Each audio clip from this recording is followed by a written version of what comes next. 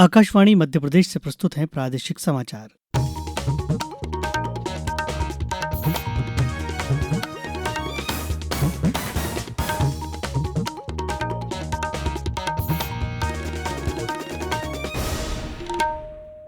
नमस्कार, समाचारों के साथ मैं रत्नेश सोनी। प्रधानमंत्री नरेंद्र मोदी ने जोर देकर कहा है कि एक मजबूत और समृद्ध राष्ट्र बनाने में देश के युवाओं की अहम भूमिका है। सोशल मीडिया पोस्ट के जरिए उन्होंने कहा कि वह सोमवार को होने वाले विकसित भारत यंग लीडर्स डायलॉग के दौरान देश भर के युवा प्रतिभागियों से मिलने और उनसे बातचीत करने के लिए बेहद उत्साहित हैं। प्रधानमंत्री ने कहा कि भारत की युवा शक्ति अत्यधिक उत्साह और जोश से भरी हुई है और देश के विकास में योगदान के लिए प्रतिबद्ध है। इस बीच युवा मामले और खेल मंत्री डॉक्टर मनसुख मंडाविया ने एक सोशल मीडिया पोस्ट में बताया कि विकसित भारत यंग लीडर्स डायलॉग के लिए देश भर से 3,000 से ज्यादा युवा दिल्ली पहुंच चुके हैं और प्रधानमंत्री से अपने विचार साझा करने के लिए पूरी तरह तैयार हैं। मुख्यमंत्री डॉक्टर मोहन यादव आज भोपाल के रविन्द्र भवन में लोक निर्माण विभाग के राज्य स्तरीय कार्यक्रम सह प्रशिक्षण कार्यशाला में शामिल हुए। इस अवसर पर मुख्यमंत्री डॉक्टर यादव की उपस्थिति में कैपेसिटी बिल्डिंग फ्रेमवर्क दस्तावेज का विमोचन किया गया, जो अभियंताओं के प्रशिक्षण और कौशल उन्नयन के लिए मार्गदर्शक होगा। कार्यक्रम में लोकपथ 2.0 मोबाइल ऐप का लोकार्पण भी किया गया, जिससे सड़क रखरखाव, नागरिक शिकायतों के त्वरित समाधान, ब्लैक स्पॉट अलर्ट और आपातकालीन एसओएस जैसी सुविधाएं मिलेंगी। इसके साथ ही विभागीय नवाचारों और सुधारों पर आधारित एक विशेष पुस्तिका का भी विमोचन हुआ। कार्यक्रम में प्रदेश भर से 1,500 से अधिक अभियंताओं ने सहभागिता की और हाइब्रिड एन्युटी मॉडल पर विशेष प्रशिक्षण दिया गया।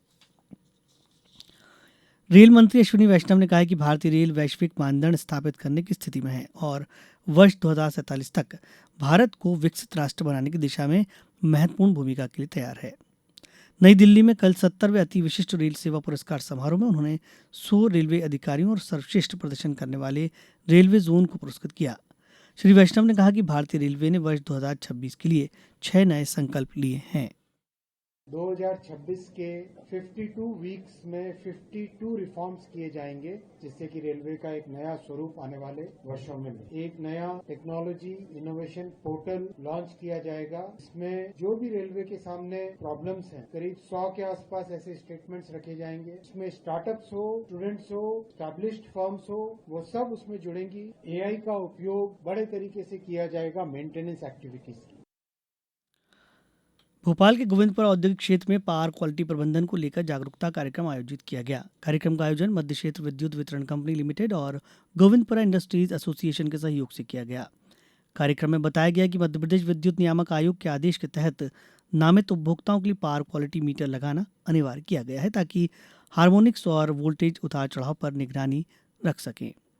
कार्यक्रम में आकाशवाणी के उपनिदेशक जजीम अहमद हाशमी ने हार्मोनिक्स कम करने के व्यावहारिक उपाय बताए।